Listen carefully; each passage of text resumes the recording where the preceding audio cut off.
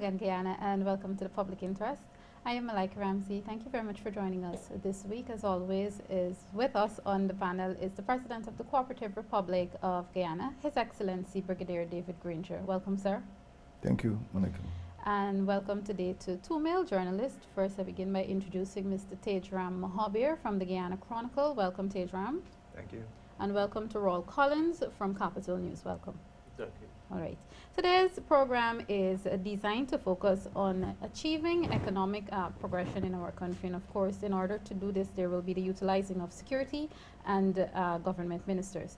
Your Excellency, it is obvious that each government minister has a different sector and a different responsibility. With one of your aims for 2016 and beyond for Guyana to achieve economic success, how do you intend to utilize each minister to achieve this?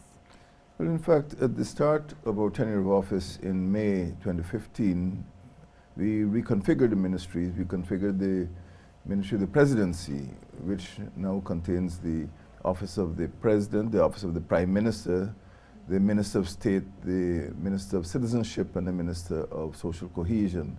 So we have a much more powerful Ministry of the Presidency. Some names were changed in order to emphasize the economic importance of those ministries. For example, we now have a Ministry of Business, and we now have a Ministry of Public Infrastructure, we now have a Ministry of Public Telecommunications. So these ministries are going to spearhead the economic thrust, business, finance, agriculture, public information, public infrastructure, and public telecommunications. So I believe that these are not just name changes. These are changes in the focus of the ministries. And we made these changes in May 2015. In fact, the last one was the Ministry of Public Telecommunication, which is only made on the 1st of January this year. But these all emphasize the economic thrust of this administration. All right, great, Your Excellency, thank you. And I'll give the other journalists an opportunity now, beginning with you, Tajeram. Yeah, thank you, Malika. You're welcome. At the reconfiguration, you had the Ministry of Tourism now being the Ministry of Telecommunications and Tourism. Some have suggested that it's somewhat unrelated, but that's not the issue. Would there be a less focus on tourism? No, it's not a reduced focus. It is an enhanced focus on telecommunication, because digital technology, information and communication are very, very important in terms of education, business, international correspondence. So it is not that we're diminishing or reducing the emphasis on tourism. It's just we have identified a gap. We were not keeping abreast with changes in the digital world. So we're still walking on two legs. We still have tourism, but it's more important now that we catch up with the other countries in terms of public telecommunications. Rawle. Yes, Your Excellency, the appointment of Mr. Greenwich as Minister of Foreign Affairs was seen as your thinking in terms of the focus on the economy. Have you been able to maybe see the results of having Mr. Greenwich, who has had wide experience in foreign affairs at the ACP and as a Minister of Finance in previous administrations? And are his charges, buying into your vision of economic diplomacy? Yes, everyone knows that for the last 8 months we were preoccupied with the Venezuelan controversy, and that has soaked up a lot of our energies. But even in so doing, we have tried to refine our focus on economic diplomacy. We have had engagements in terms of the rice deal with Venezuela, and we are also searching for new rice markets. We have also had very fruitful discussions with several petroleum companies, Exxon, Repsol, particularly this week I met Repsol. So the economy is not just in terms of selling rice, it's also in terms of petroleum, it's also in terms of attracting investors. And I must say that one of the overarching issues is the security of the country, and we mustn't feel that the territorial problem doesn't have an impact on the economy. But both Mr. Granger and I have spent quite a lot of time in 2015, and we hope that in 2016, the time that we spent on the territorial matter would bear fruit. Following up, I don't know if I may, Malika. You go ahead, yes, you may. Well, security and the economy, of course, they go hand in hand because investors are watching on. And I noticed Minister Trotman made a very significant comment the other day, assuring ExxonMobil of security once they come here. So is that the kind of thing we're going to see from maybe other ministries and so on? Well, it's not just ExxonMobil, it's all investors, you know. In fact, Aurora, the Guyana gold fields at Aurora, we had to give assurances too because the Venezuelan ambassador in Ottawa, Canada, actually wrote the head office of Guyana gold fields, warning them of litigation and accusing them of trespassing on Venezuelan territory. It's quite absurd, but when we speak of security, we're not just speaking of security for one company, we're speaking of security for a whole territory. And yes, Mr. Trotman is quite correct, and we give assurances to all investors that the government of Guyana will continue to work to ensure our territorial security, the integrity of our sea space, and in so doing, give them a safe environment in which to operate. Right. Still on ministerial responsibility stage. Mr. President, when Mr. Carl Greenidge was appointed Minister of Foreign Affairs, the focus, well, part of his focus was economic diplomacy. Has that ministry been able to achieve that objective? In fact, it's not very much different from what Rawle said. We feel that territorial security and the security of our exclusive economic zone are all part of the task of ensuring or assuring investors that the environment is a safe one for financial investment, whatever the investments are, whether it's gold or petroleum. So in a way that is not distant from economic diplomacy. We have not been able to embark on the sale of other products, other commodities. For example, rice is largely in the hands of rice millers. They seek markets on their own overseas, but we assist them as far as possible. Rum has got its own markets, and we have a foreign service which is committed to selling Guyanese products, but those products have to be produced first here in Guyana. So at the same time, you know, we are trying to encourage local production of all commodities so that the ambassadors and high commissions will have something to sell. But the two work together, of course. Yes, just a quick one as we are on the business, Your Excellency. In your cabinet, you named Dominic Gaskin as Minister of Business and Kathy Hughes as the Minister, she was the Minister of Tourism. Two very important portfolios. They come from the private sector. And the private sector, as you know, they're accustomed to moving. Have they been able to, well, not impose, but get that sort of ethic into the ministries to, you know, change the way the public service or those ministries previously operated? I don't think the ministries are sluggish in terms of going after the goals and objectives of the respective ministries.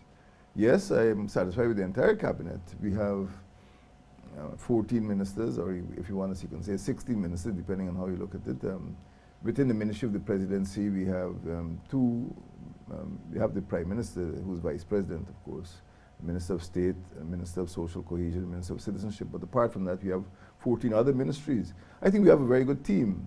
And we inherited the public service. We haven't thrown anybody out of the window. I mean, there were some political appointees whose contracts expired. But we are working in the professional public service. My earliest engagements were with the public service. And we feel that with better motivation and, you know, an infusion of of training in some levels, we can achieve the economic goals that we set ourselves.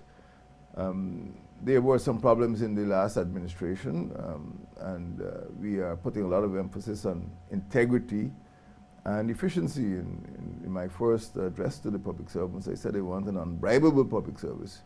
But at the same time, I want a professional public service. I haven't asked a single public servant over the last 8 months who he or she voted for. I don't care. What I want to know is that when they come on the job, they serve the Guyanese public. And that is what I expect to get from them. So whether a minister comes from business or from the army or any other part of of society, I feel that we have a public service which will go on from year to year and help us to sharpen that thrust to bring about economic progress in this country. His Excellency can take one question on this said topic. Tajeram. Thank you. Mr. President, Guyana will soon celebrate its 50th anniversary. What role do you see the Ministry of Tourism playing in promoting Guyana? Well, it's no longer Ministry of Tourism. There is no ministry, regard. but my apologies. It's an easy misinterpretation, I would say. It is the celebrations are the responsibility of the Ministry of Education. And as recently as Monday, I attended a meeting of the commission. It's a very large commission, the 49-member commission, which is responsible for coordinating those celebrations. Tourism still is the responsibility of Mrs. Hughes, and naturally it will have a role to play in terms of promoting Guyana's image, in terms of attracting visitors, and ensuring that the hospitality sector is ready to receive those visitors when they start to come in May. All indications are that many members of the diaspora want to return. But I have no fear for the tourism function. It will continue to be part of the government strategy. But in general, the celebrations will be in the hands of the Ministry of Education, and there's a particular, as you know, that ministry has a junior minister within the ministry, and she has direct responsibility, on the responsibility for culture, youth, and sport to coordinate the celebrations. All right, we're now free to move on to another area, any area of your choice. Okay, yes. He's got the longest list. Well, just following up now on security, Mr. President, it's of course not, by chance that the appointments of Minister Ramchatan, Vice President, and Minister Felix to the Home Affairs and the Citizenship portfolios. Can you say maybe what more, could have led to the thinking? Because Mr. Felix comes with the background of being former commissioner, and Mr. Ramchatan, a seasoned lawyer. What was that been working with? Mr. Felix's position, as you know, he is a minister within the Ministry of the Presidency, and he has specific responsibility for citizenship. There were lots of problems under the previous administration in terms of registration, and we are aiming at 100% registration of children. We as the state accept the responsibility and the liability for registering every single Guyanese child. We shouldn't expect, people in far-flung areas to find their way to some center. So what we discovered in election time is that a lot of children had not been registered, and some of them become adults without ever being registered. But more important, we have discovered that certain transnational crimes could be perpetrated by illegal aliens, people who just come and go across the borders, backtracking. And people come from other parts of the world and they use Guyana as a jumping off point to go somewhere else. And especially now in the age of terror, we've had terror attacks in many, many countries of the world. And we want to protect our country from infiltration by terrorists. So Mr. Felix has got a very important responsibility. And he was, as Commissioner of Police, the Chief Immigration Officer. So he knows what he's doing. As far as Vice President Cameron Ramchatan is concerned, He too has long experience as an attorney at law, and I'm very confident. As you know, we inherited a very high rate of crime, crimes which have been developing or accumulating or surging since around 2000. And there have been several interventions by the British United Kingdom offered to help. The previous administration rejected that assistance. Mr. Ramjatan and I are singing from the same song sheet, and we are attempting to get the British to re-engage in the security sector. And he's quite firm, he's quite clear, and he's instituted some measures, for example, the amnesty for firearms. And we now meet every single week. I meet him to discuss within an organization called the National Security Committee, to discuss our thrust against narcotics, our thrust against illegal importation of guns, crimes, road accidents, and he reports every single week to Cabinet. So we have our fingers on the pulse of crime. And what you would notice is that under this Minister of Public Security, although crimes are being committed, they are being solved much more quickly.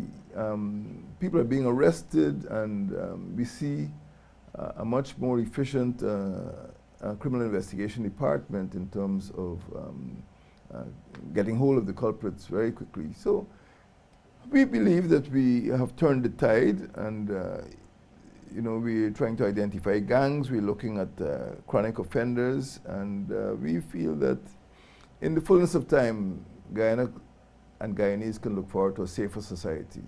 It is early days yet, but we're starting to win. I feel very confident. Yes, Tajeram. Yes, just moving away a little from crime, Mr. President. Could you tell us when the budget would be presented and what's in for public servants, pensioners, and in terms of tax reform? Well, I'll answer the first, but not the second. It will be presented by the 30th of January. By the 29th of January, I think. That's the last Friday of January. That is the information that I have. I cannot tell you what it contains, but naturally, our big priority is to stimulate the economy, increase revenue collection, reduce leakages, for example, through tax evasion, non-compliance with the law, non-payment of NIS, and encourage, I would say encourage employment through microfinance, micro-industries, and give young people particularly, and young entrepreneurs, an opportunity to participate in the economy. So we have to deal with unemployment. That's very, very important. We have to deal with poverty alleviation, but also we have to make the state more efficient in terms of revenue collection. We have an important social program, but that social program consumes a lot of revenue. We feel that in time, the social program will pay off, because that social program under the two social ministries, social cohesion, we're talking about national unity. Under social protection, we're talking about secure livelihood. So we mustn't underestimate the importance of the social agenda. But that social agenda has to be supported by added revenues. And it is well known that gold prices are low, sugar prices are low, bauxite prices are low. So we have to gain more revenue by a more efficient public service. So you'll see those indicators in the budget. So we're looking at the budget within about a fortnight's time.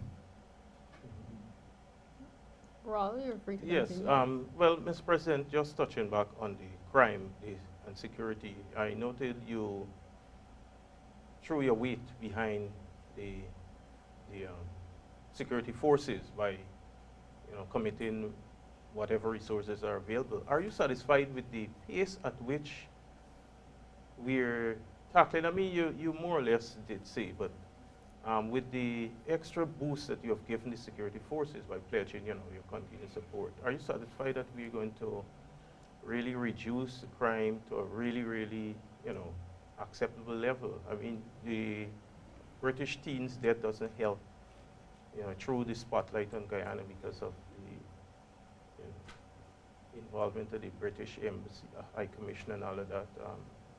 Are you satisfied that? Well, I don't want to say I'm satisfied with the present condition or the state or the situation, but I am satisfied that the two main forces, the defense force and the police force, are doing their best. And I do hope, as you say, to put more resources into both. In the police force, there have been some small changes, but they're important changes. We've strengthened the CID, and in our weekly meetings with the commissioner, we have assured him that we'll put more personnel and more finance into criminal investigation. The commander of F Division, that whole hinterland, is now actually living and working in Bartica for the first time in history. He's no longer operating out of Ivleri, so he's right there in the region. We now have mounted troops in the Rupununi who are capable of extending their patrols in the north and south savannas and the central savannas. So there are small incremental changes. We hope to acquire a permanent aircraft for use by, for patrol of border areas. Right now we have to hire an aircraft to do coastal patrol. When last have you heard of a piracy attack? It seems a small change, but it's an important change. We conduct coastal patrols, so we can tell you, what's happening offshore of Guyana. So the police force has been improving its performance. And the defense force, you've seen the defense force going on exercises, Exercise Greenheart. You've seen them participating in Operation Dragnet. They have their responsibilities, police have their responsibilities, and right now I'm sure you would learn that the police and the army, or the police particularly, are conducting an exercise by the Special Weapons and Tactics Team, SWAT, and they are dealing with counter-terrorist operations right now, the 14th of January. So a lot of work is going on quietly, but Guyanese could look forward to living in a safer society because of an enhanced role for both the police force and the defense force. Thank you, Mr. President. Of late, several PPP members were interviewed by SOCU. The party, some members of the party have come out and they're claiming harassment. What's your take on that? Well, I don't interfere in criminal investigation.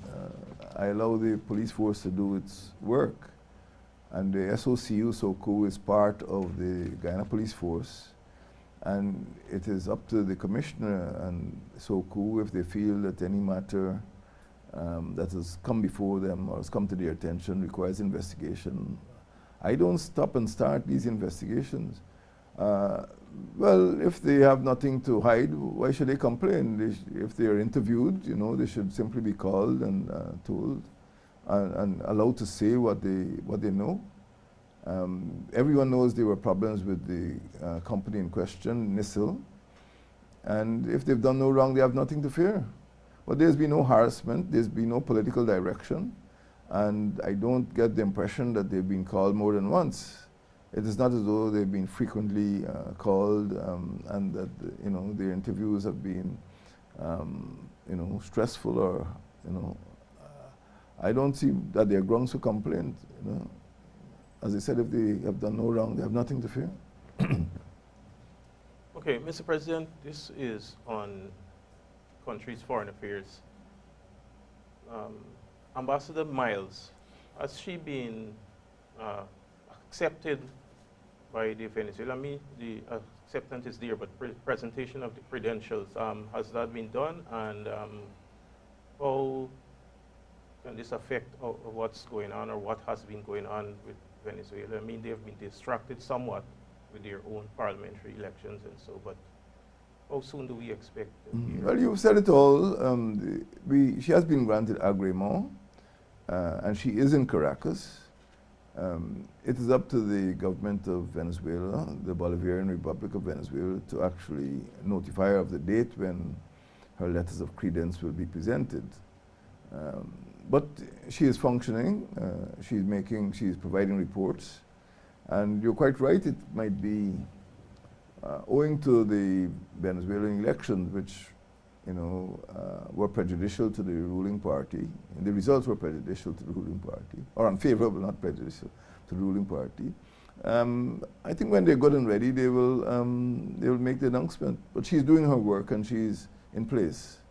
And she's, an experienced person. She served there before, and we believe that she's the right person for the job. Gentlemen, with limited time left, please choose your two last questions wisely. Tajeram, beginning with you. Thank you, Malika.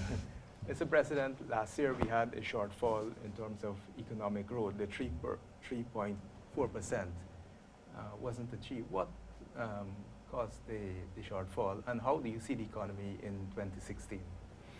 Well, traditionally, the economy has relied very heavily, maybe excessively, on very few commodities, what you call primary commodities, rice, sugar, bauxite, gold, diamonds, timber. And as long as you are bound to those commodities, you are subject to external shocks and fluctuations. Something may happen far away in China, but it has an impact, in Skeldon. As the saying goes, when China sneezes, other countries catch a cold. And that is exactly what has been happening. There has been a fall in gold prices. Right now there's a tremendous fall in petroleum prices. There's a lowering of demand for bauxite and timber. So we mustn't believe that when we speak of a global economy that we are isolated or we can escape the troubles in the bigger economies. So it's a long answer. The point is that our basic export commodities have not been receiving favorable prices on the world market. And that has been responsible for a slowing of our own growth. And revenues have also slowed. That is the main problem. There are other, what I would call structural problems. For several years, the education system has failed to produce the quality and the number of scientists that we need to develop the country. There have been a lot of school dropouts. There's a large youth unemployment problem, as you know. And until and unless we get more young people into the economy, we wouldn't be able to see the type of growth. It's not going to happen magically, from government to government, from year to year. We've got to get more young people into the economy. We've got to produce more commodities and sell those commodities overseas. So the problems are structural, and they wouldn't be changed, overnight, regardless of who is in the government. What we can say is that we know what the problems are, and we're tackling those problems, particularly in terms of education, particularly in terms of employment, particularly in terms of developing an economy which absorbs more young people and more entrepreneurs than before.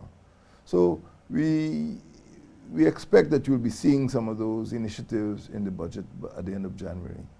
Final one from you, Rawle. Okay, yes, Mr. President, with Guyana now positioning itself economically to improve the lives of Guyanese, what assurances can investors get in terms of less red tape and other assurances that Guyana is the place to invest at this time?